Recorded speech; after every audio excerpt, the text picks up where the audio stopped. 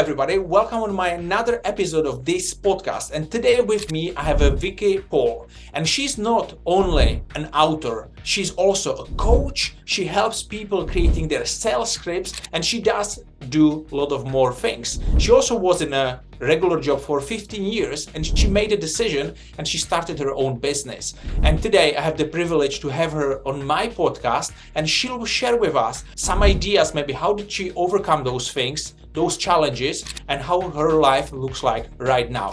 So thank you very much, Vicky, for coming. How are you? Hey, Vincent. Yeah, I'm doing really well, thanks. Yeah, it's a cold and blustery day, but there again, I'm a Geordie lass. I'm used to this. Okay, amazing. So Vicky, can you tell us a little bit more about yourself? What is it exactly you do? Maybe where are you based? And just we have a little bit more information about you. So I'm based in West Berkshire. So I'm based in a little place called Burfield in West Berkshire, just south of Reading. Most people know where Reading is. And when I left corporate, I was a mom. I had a 3-year-old, and we wanted to expand our family, but I didn't know if I wanted to do the corporate life. I was working in a very busy sales team, and I'd spend 3 or 4 days a week traveling, and then COVID hit. And then because of the nature of the work that I was still doing, I still had to travel. So it was still very impactful, and it just added so much pressure. And when COVID hit, there was a lot of things that happened. We had a couple of deaths in the family, one of which was my mum. And I really just kind of decided that if I died at the same time and the same age as my mum, then she died at the same age as her mum, which already meant that I would have spent half of my life doing stuff for other people that I didn't believe in. And that was a huge wake-up call. So I really struggled to kind of rationalize everything that was going on, maybe about 2 or 3 months after my mum's death. And I just thought, you know what? I need to stop. I physically need to stop. The world will keep spinning. I need to stop. And when I stopped, I managed to see everything for what it really was and the things that were really important, which was being able to have an income stream that allowed me to operate around the family. And that was really the turning point for me when it came to setting up my own business. Thank you very much for sharing, and I'm sorry for your loss of your mom. And was that because of the COVID she died? Was it the issue, or? No, it wasn't. So my mum had she had a series of long-standing illnesses that were exacerbated by the restrictions of COVID. My mum didn't die of COVID, but it wasn't helped. It was very difficult for my mum to receive the support that she needed during COVID because of lockdown and all of the restrictions about district nurses being able to come to the house. It was actually, I was very angry about it at the time, but upon reflection, it's actually the best possible outcome because my mother would have really struggled during lockdown. She was a very outgoing person. She would have really struggled not being able to go outside or have people come to her. So when she went into hospital, it was the best thing because then there was people around her. And whilst it was very frustrating for me being 6-hour drive away and not able to travel, that by the time I got the call that I could travel, it was too late. She was already on the way out, if you excuse the expression. And can I ask also, how old was she when she died? Oh, crumbs. Now you're asking. I think she was 74. Yeah, the reason I'm asking is when you mentioned that in life, when you've been in a corporate world, right? I think you mentioned 15 years. 15 years in corporate, yeah. And some I cannot even imagine that. I only been able to stuck in one job for a year, never longer. And I hate being employee, so that's why I also started a business. But I know there is a lot of people who are in positions for 20 years, 25, 30, and their aim is to do it until the end, until the pension, until they are 65, and after they might want to save money and enjoy their life after. But it's like how long you have to live after, right? When you spend so much time doing something what a lot of people they don't like, right? Yeah, the thing that I struggled with in corporate was I got told to do something and I had to do it the way that someone else would have done it. So I was essentially being sculpted into the cog in the machine, and it was ripping all of the forms of innovation out of things. Yeah.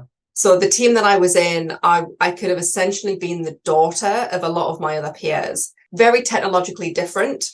I knew about this crazy thing called WhatsApp.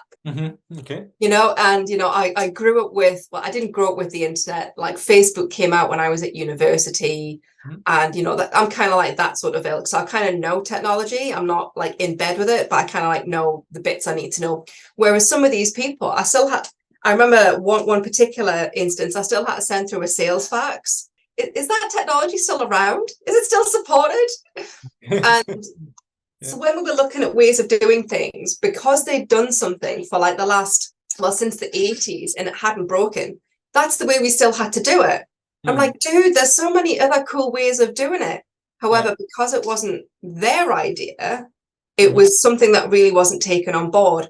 And I found that very frustrating, that someone who had come from an SME background where it was let's look at things, let's do things differently, let's look at the value that we bring and let's go for it. If it doesn't work, let's take the learning and move on. To then going back into this company where they're desperate for change. Everybody in the management chain says they're desperate for change. But when it comes down to actually changing out the cogs at the ground level, they don't want to do it. And I got beaten into corners, sometimes literally. And it was one of the things where it was I can't fight my own personal battles and fight this. It's like trying to push water upstream with a net. And then I stopped.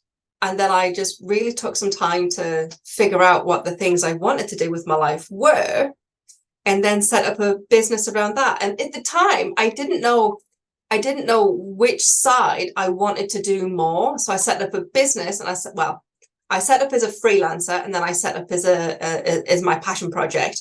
And then I just waited to see where the universe wanted to take me. Yeah, one of the things what you mentioned about when you've been in this corporate world, and you were coming with these ideas to change things, and it wasn't taking on board because it wasn't your idea. I can just relate to that. When I was also working, I was coming with some ideas. It's like when they don't let you to do with the idea, so you are coming to that work, you are full of enthusiasm and you want to change and you want to do big things and you want to help the company grow. But if they don't let you and they push you down every single time, so you kind of lose the enthusiasm, right? And after, you are not even worried about any changes because you know that anything what you'll bring, it's just gonna be no. So they'll knock you to the ground and you will just end up trying, right? 100% right. It's all about, so I was speaking with a coach friend the other day, and he says it's all about engagement and care. So like accountability and care, sorry. So you've got to do the things that are going to achieve the outcome that the company wants. And then you've got to care about your employees on the journey to making that become a reality. Okay, so you've been in that company, and after you said like you had the realization point that you don't want to work there anymore, and you will see where the universe will take you. You set up your own business. And if I can ask, what did you do regarding the money? Have you have any savings, or you just went for it and you were like, okay, I'll close some clients, I'll help them to do something will come up? Or have you had the plan like, okay, 1 year I'm safe and I can just see how it goes because I have some savings? Because I think this is a lot of people struggle when they want to open their own business, because they don't know how to do this transition from work to their own business because they're afraid of not having the income stream what you mentioned. Yeah, so you're exactly right. So one of and I'm going to use this expression here, it's a terrible expression. One of the silver linings of my mother's death was the little nest egg that my mum had been building. So once probate had completed, there was some funds there that we were able to use to be able to prop up the family and contribute for my income. What I would have done and what I was in the process of doing, so I had the realization that corporate wasn't for me before my mum died. I knew within 3 days of joining this company that I wasn't going to last there long. So my efforts, so I was only with them for a year, so I knew very quickly that I'd be there for 12 months max. I paid my contribution of what I needed to pay into the family household pot, and then all of the rest of my salary, my earnings, went into a separate account. So we had built up a repository, and I shared this with my husband. He was aware with the plan and he was on board with the plan. And we had built up a repository, and we budgeted that we needed about 20 grand that was going to last to keep our current lifestyle the way that it was, which was a little bit more luxurious than what it is now, obviously. To keep us going for 12 months, we needed 20 grand, and that covered my income, the stuff that we wanted to do. I mean, crazy things like going to Toby Carvery or the Harvester, once a month with the kids, something along those lines, not crazy. Yeah. And we had built in that like little repository, like for me to have that like access pot. And every month, the plan would be that when I left corporate, I would transfer across a little bit of money. Now, that fund, that value is different for different people. And the way that you work it out is it's going to take you somewhere between 6 and 12 months when you set up a business. So you need to take on your contributions for your rent, your utilities. You need to look at any transport, food, and you add all those values up and you get a number. And then you add on what I like to call the buffer.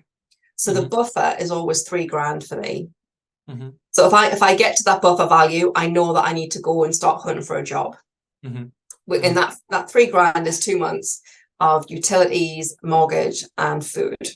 And that's not my contribution, that's the household contribution. So that's what we would need. And after that point, because it'll take me about 6 weeks to find a job, 2 weeks to get like everything sorted in terms of making sure my car's MOT'd and stuff and service and blah. So I kind of started with the end in mind and worked backwards. Because I went big bang, I literally threw my laptop in at my colleague who lived around the corner from me and told my boss to swivel. Very nicely, not quite that dramatic. And I had a month off where I was doing some real soul searching stuff, and I didn't worry about the money because I knew that I had a bank account that had some funds in it. It wasn't the full value that I wanted it to be, but it was there. And I also had some money coming to me from my mum's estate. When I speak with people or my clients, they sometimes have a job and they're basically starting on a part-time basis. So they have a full-time job, and after they are building the business on the side and on their free time.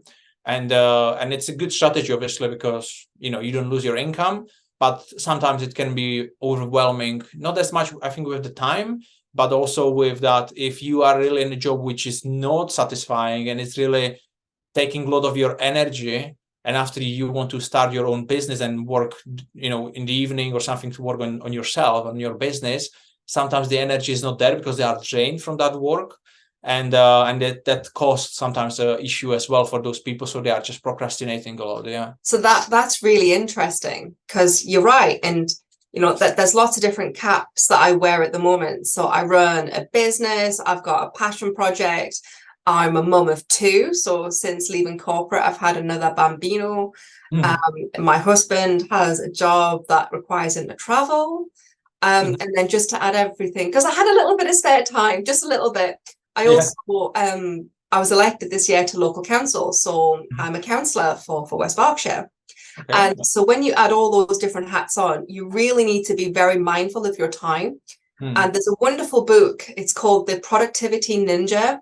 And I disagree with some of the practices in there, but the one that really works is sprints. And I use this quite a lot, and it allows me to get so much more work done. When you're doing one element of work, you do that. If something else comes up in the meantime, like you get a phone call from Vincent, you snub the call and you write down, call Vincent back. Yeah. But you remain focused 100% on the task at hand. And if you think it's something that's going to take you half an hour, give yourself 45 minutes, because it gives you that little bit of extra thinking time. Then once you've finished the task, you scratch it off your to-do list. You look at something else that's on your to-do list that you could do in maybe, like, say, 2 minutes, like change the font on your email footers or whatever it is, and then have a break and then look at the next thing. Sprints are never back to back. There's always a gap between sprints, because when you're doing a sprint 100 meters, you can't do 100 meters and then another 100 and then another 100 and then another 100. Even Usain Bolt would start to slow down after that, right? So you do a sprint and then you have a break and then you do another sprint. So you get up an hour earlier in the morning, you do your morning routine, and then you do a sprint on your business. You do a sprint on your passion project. You go to work, you do your work, and then you come home and you do a sprint when you get home. And it could be, blitzing through your emails and putting everything through in to-do lists, delegate lists, and folders. It may be hiring a VA to do all of the stuff that you're delegating out to them. For the nominal value that you pay a VA to do some menial admin, you will be able to generate more income, even if it's not immediately tangible. So it could be doing some social media videos. It could be actually doing the strategy and the content. That is worth more monetary wise to your business than sitting there and filing emails. So give it to an admin.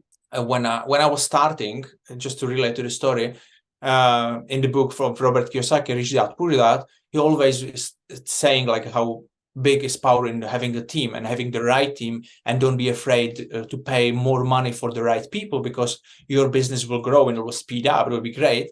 And I really like this idea. But when I was starting in the past, it was very difficult to hire someone, because obviously I barely had some income for my business, and I needed to pay my bills, and after to pay someone else. So the VAs is definitely a very good way to start with.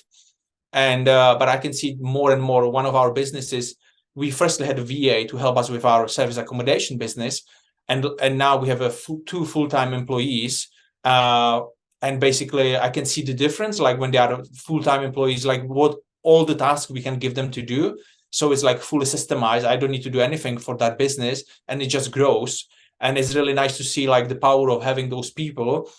It's just this transition in sometimes in our head, like when is the good time to hire someone and pay someone, because you are thinking like, if I pay him 30,000 a year, I don't get this 30,000, right? Yeah, no, you're right. So knowing when to hire somebody is a really interesting point. So interesting stats here from corporate. An individual, so a team of people, so you'll have a team leader who will have a team of, say, 5 people. Each of those 5 people will need to be maxed out at 120% capacity before the business will approve the procurement of an additional head. So they always run their staff at 100% plus. In SMEs, because they need to be more nimble, there needs to be more thinking time.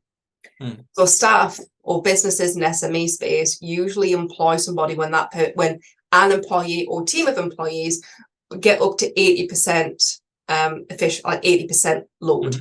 If there's a task that I can do myself in 5 minutes or less, I'll do it. But when I kind of realize that those 5-minute tasks are taking me 3-4 hours, because there are so many, that's an admin job. Because while I'm doing that for 3 or 4 hours, it means that that's half a day that I can't bill out to a client. Somewhere between 20 and 40 pound an hour that you're going to pay for a VA.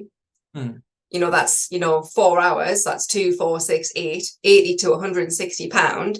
If I can bill out 500 pound for that, I'm still making money. A lot of the things aren't going to be that immediately transactional. You're not going to be able to have an admin do work for you for 4 hours and then you do some strategy, or you do like a proposal, or you get some work done. It's never going to be immediately tangible. That time that you've spent is going to be making you more money. However, if you look at things from the longer game, when you start up a business or when you're trying to pursue a passion project, you look at everything in small terms. You look at days, weeks, maybe a month. When you run a business and you are the operational aspect of that business, you then look at things quarter by quarter. And this just happened for me, actually. So this is very, very recent. So I looked at things on a month by month, mostly week by week basis, up until August of this year. And in August, because I wanted to take time off with George, my oldest, because he was at school, and I wanted to take him do fun things, I needed to flip into an operational role. So by becoming sales and operations, and I had a couple of admins who worked for me, and I've already had like my team of writers who were doing some ad hoc work for me at the time when I was maxed, I just delegated more work to those writers. And then by doing so, I actually got more time. So because I had more time, I thought, oh, I like this. I'm going to keep this. So September rolled around, George went back into school. And I thought, well, do I go back to the way that I was working before? Or do I actually become like an hour operations in the morning where I delegate out and just check things are happening? And then I become the sales agent for my business. Because I've worked in sales, I know how to do it, right? And by doing this, I've actually managed to treble my income and treble my revenue within 2 months by having this sort of shift in mindset. And this only happened for me right now because it was the right time for my business. It took nearly 2 years to get there. People who leave corporate today and flipping 10 grand tomorrow, it's because they've been doing a side hustle for such a long time that they already have done most of the legwork. But they won't tell you that because then you won't buy that course. Yeah. Or they have already connections from that previous. Very good. Yeah. One of the things what you mentioned, actually more of them, but so one you mentioned, like when you are in a job or when you are starting a business, you are just thinking like weekly or what is going to be happening next month. And I read a really nice book years ago, 10 years ago. I read it like 3 times, I think, the book. It's very small. It's in the Czech language. I have it in here, but I don't know how it's in English. I can find after. And that was like a 10 principles for becoming a millionaire or something like that. And one of the things was that it says like very poor people, they think from day to day. Yeah, so you can think of like people on the streets, right? They just think if they have something to eat or to drink, unfortunately. So day to day, right? Then after you have poor people, so they think from week to week. So usually they just get the money every week and they live and they don't have any other savings or something. And after you have a middle class, so they think from month to month, right? So we have a monthly salaries. So this is the middle class. And after you have a rich people, they think from year to year. And after you have a super rich people, and they think from decade to decade, so 10 years ahead. So they have a plans. And when I read it, I'm like, wow, it's really powerful. But it takes a lot of time and practice to start thinking in the long run, in the long game, and to see the things what you'll be doing. So it's a really good point what you mentioned, because a lot of people, they don't see it this way. They don't look at that like for the longer term. They just want money now or results now. So that's why they are stuck in all these busy tasks, because they don't know if they'll pay someone now, they can get more, in the future, in the next 6 months or a year. Yeah, so that's interesting. I wonder then if I can share. So I've read that book about the 10 attributes of being a millionaire. I can't remember what it's called. There's also something from Napoleon Hill, Think and Grow Rich. So he talks in there about the ability to, or a successful business has the ability to always make decisions in alignment with their values. So when you are creating your business, you need to create the values. So if you are creating a mindset where it's I just need money now, you're creating values based out of scarcity. And by doing so, it's always going to be very off the cuff. It's always going to be transactional. It's going to be, pile it high and sell it cheap. Whereas if you have a different structure by where the values that you are wanting to inspire within your company, then the decisions that you make have to be in alignment with those values. When I left corporate, I vehemently hated the fact that a male peer who was younger than me got paid more money. I know, how dare he be born with balls and I'm born with brains? How dare he, right? So that was an irritation. So I wanted the ability to set my own wages. And I tied this to something that I call self-worth. I believe I'm worth a certain value, so I charge for that value. I also want to inspire other people, because this is something that a lot of people come up with. Why do I get paid 5 grand a year less than you? I don't understand. Oh, well, they're blonde or have got this level of experience. But when you leave school at the same age, you have the same grades, and you go through the same company with the same career path, there was no reason why you should have 2 people with different monies. It irks me something terrible. So then I also wanted to inspire my own staff, the own people who work for me, with me, and empower them to set their own wages. So my company is called Tender Response. We write public sector tender responses for UK companies, for UK councils. Everyone who works for Tender Response sets their own wages. And then they give me an offer and I choose to pay Vincent or I choose to pay Mary to do the work. and I'll chop and change between the people. Mhm. Everyone who works for me is either a carer or a student. So they have to be flexible around their hours. So you're either a mother and you have to care for children, or you are a child and you have to care for an adult, like a parent or a sibling, or you do something within the community space as well that allows you to be flexible or needs you to be flexible with your time. I don't mandate hours because my best thinking time is between 10 o'clock at night and 2 o'clock in the morning. Okay. Right. That was my best thinking time when I was in corporate. So when I was doing work in strategy and like how we're going to achieve something in the marketing space, that's when I would do my thinking. But I'd still be expected to be in the office an hour drive away at 9 o'clock the following morning. So something else that I found it very, very frustrating was, I still had to do my core hours, but I still had to do everything else that came with it. So I put it on its head. So Vincent, when you work for me, lovely, you get given outcomes, you deliver the outcomes. And if you deliver those in 4 hours, great, crack on. However, if you deliver them in 20 hours, deliver them in 20 hours that it's most flexible for you. So when the kids are asleep, when, you're on a bus going into your local town, if it's safe and comfortable for you to work, you do that. You make best use of your time. I'm not gonna chastise you for doing that. And it's changing the way that things work. So there's someone who's working for me right now. She's been on long-term holiday and she's in Thailand. And she's like, it's cold in England. I'm not coming back until the spring. I said, that's fine. Can I still send you work? And went, yeah, of course. I need income. So she's working for me out of Thailand. I do not care at all whatsoever. Yeah.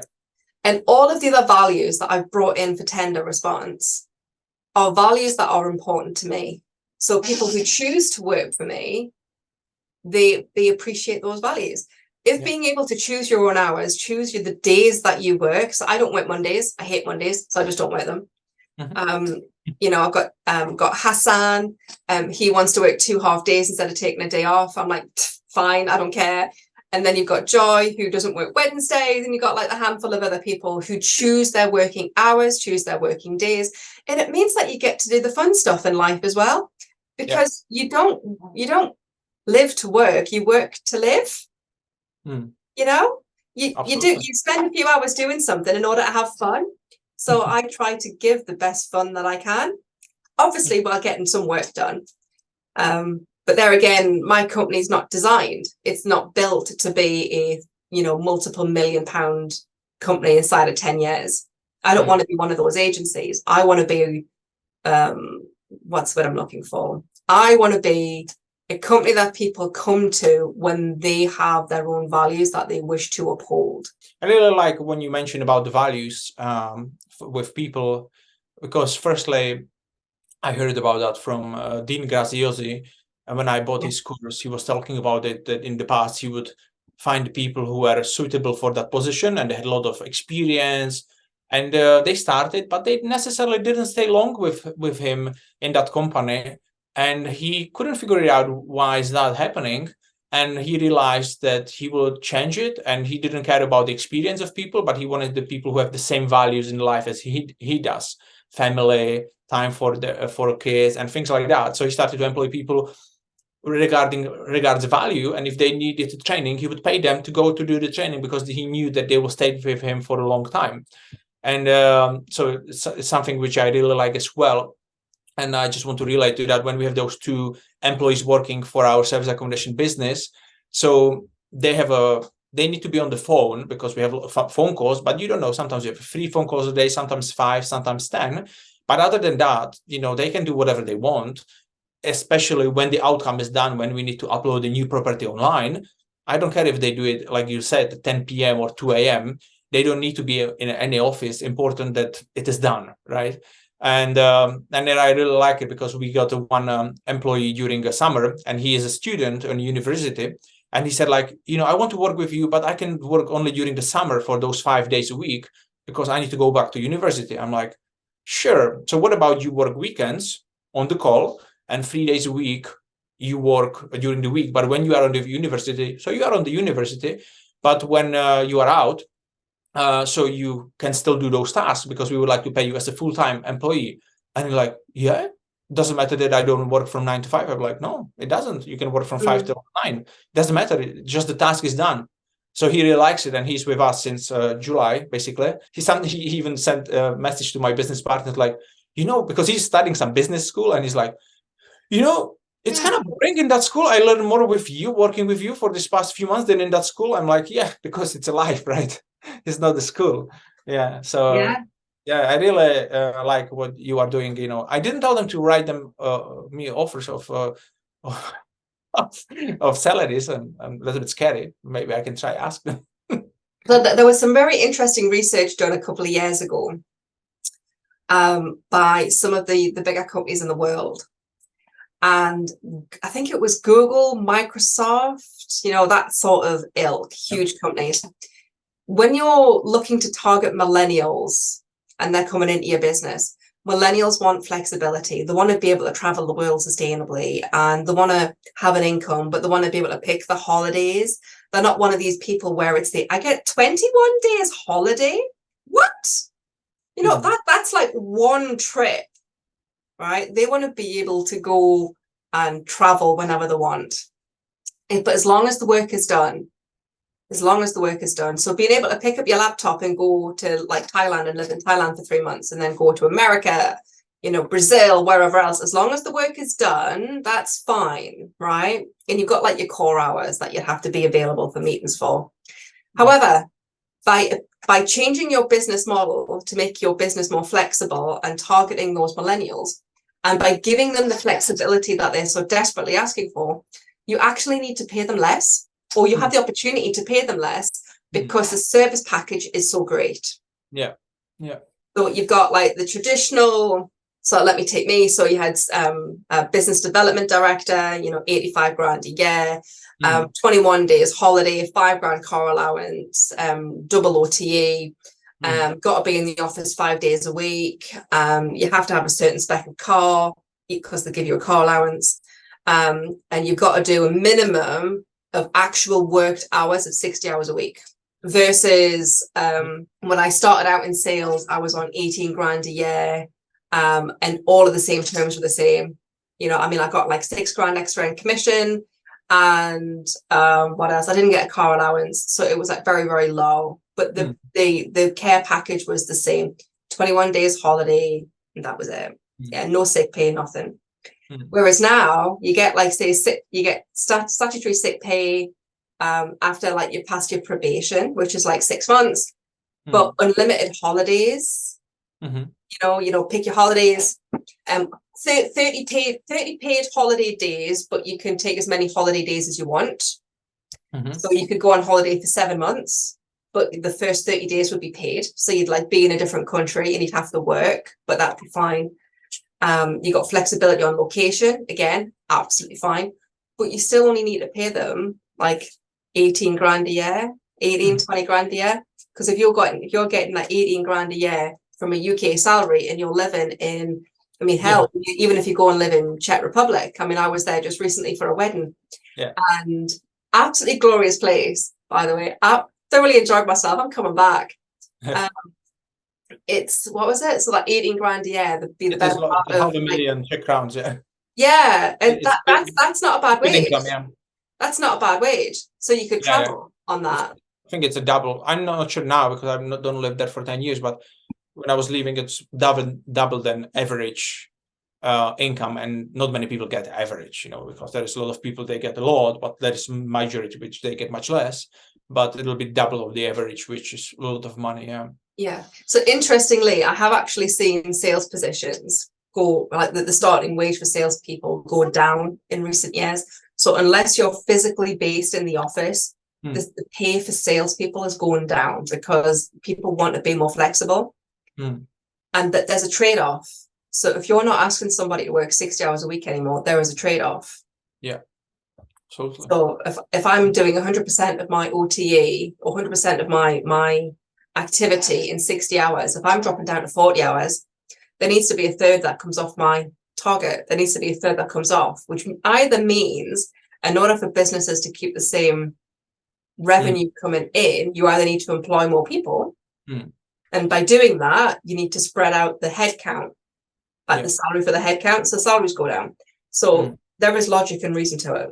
Also, just a few more things before we will wrap it up. One of the things is we obviously met through PSA, which is Professional Speaking Association. We didn't mention that. We do that. And so you also speak, right? And you go to different, I don't know, what do you do? Seminars, events, to companies. What is it exactly what you speak about and where? So I mostly speak at exhibitions. I normally get invited into people that are hosting events targeted towards businesses, SMEs. I very rarely go into a specific business unless we're doing a workshop.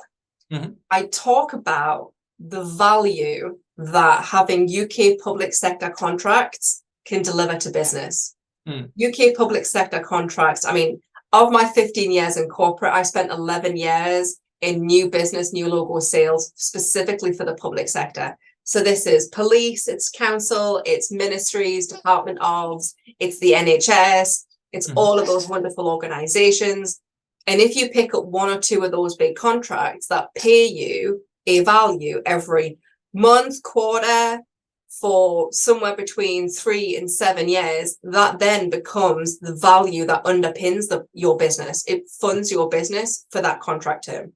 So if your business operational costs are, say, 150 grand, and you pick up 3 80 grand contracts a year, right? So in your first year, you're on those 3 contracts, you're going to invoice out to 240 grand.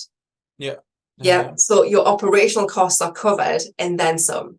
So all of the other commercial contracts that you get are all 100% yours. You don't need to worry about keeping the lights on. So I'm bringing awareness about the value that public sector contracts bring. I talk about cash flow. I talk about how you can use feedback from public sector contracts, because even if you're unsuccessful in winning public sector contracts, they give you amazing feedback that can bolster your commercial offering, so you can actually become more aggressive and more targeted in your own marketplace by understanding the feedback that you've been given from public sector contracts. I talk about it all. I'm very excited. I love the topic. It's amazing, yeah. So that'll be for another conversation, I think, just about this topic. Okay, so just one more thing. So how do you feel like, since you made the decision of changing from the corporate to your own business and being your own boss, so how do you see it, like, yourself? Are you happy with the results where you are? And if there are any probably tips or ideas you would want to give to, viewers, what can help them to, get to the same path of building something for themselves? Oh, wow. Am I happy with it? Yes. Most definitely. When it comes to so I have 2 young children. I've got one that's nearly 2 and one that's just turned 5, and there is nothing better than being able to spend time with them during summer breaks and knowing that I don't need to worry about how many holidays I'm taking. I can just do it, and that is brilliant. Am I earning the same money that I did back in corporate? I want to say yes. I'd be lying though. There are some times where it's feast and famine. So there are some months where I do quite a lot of money, and then there are some months where I do very little. And that's just because the nature of the game, because contracts are cyclical. They come out in different phases of the year. So you really have like condensed stressful periods, and then you have relaxed periods. The one thing that I would say to everyone out there who's looking to start a business is it's very difficult to kind of justify your me time, like having time for you when you're building a business, because every moment that you have available, that you're down the gym, in the spa, having lunch out with the girls or your friends, it's time that you're not, in inverted commas, working. Whereas actually you are, and it's incredibly important to make sure that you ring fence your you time. Of the times in the last 2 years, 2.5 years now, where I've really struggled mentally, physically, I felt really run down, it's because I've had no me time. So me time is scheduled now. I have reading time scheduled. I've got spa time scheduled. And I go, even if I'm just going by myself, because I know that that time is desperately needed. And when I'm there, whilst I tell myself not to think about work, think about something else. My subconscious brain is working on the answers to the questions that I wasn't able to answer during the day. So my brain is still working on it. It just means that when I come back, once I finish my break or whatever it is that I'm doing, my brain is ready with the answers. It's like an old PC that's still trying to cache. You get like the wheel of death, and then eventually you have to wait a period of time and it gives you the image. If you're young enough, Vincent, to remember the old dial-up internet, my brain's a bit like that. So when I come back to work, it's finished caching, it's finished downloading the picture, and I'm able to go. And I actually work faster when I have more me time. Yeah, absolutely. So don't skimp on the me time. Yeah, it's a very good advice what you are giving, the me time. And I can just say to that when I started working on my business, I'm doing it for a long time now, 10 years roughly in UK. And I was just like business. And I was getting to those points like, burning out, because it was always just a business and I wouldn't care about myself as much, about, my health or, what I'm doing. And now in the past, I don't know how long, maybe a year, but really a lot in the past 6 months, I'm doing a lot of morning routines and doing different things just to focus, because body and mind are connected, just to have that me time. And it really helped with what you mentioned in the beginning, the focus, having that 1 hour of, writing a book or doing those things which will help you to grow your business. And not having the me time, sometimes, like if you do this 1 hour, you get those distractions and sometimes you are not aware, you are not fully focused. But I think the meantime really helps to gain the energy back, and you can achieve much more. So definitely I agree with that advice, and I would encourage everybody to do it. Yeah. Even if it's only half an hour or walking to the bakery, that's still your you time. Listen to crazy music or dance your way there. Make sure that you do something for you every day, even if it's 20 minutes. So I think I will wrap it up. We had a good timing. So thank you very much, Vicky, for coming for the podcast. And I'm looking forward to meet you in person again soon. Thank you, Vincent, for having me. And I look forward to seeing you again soon too.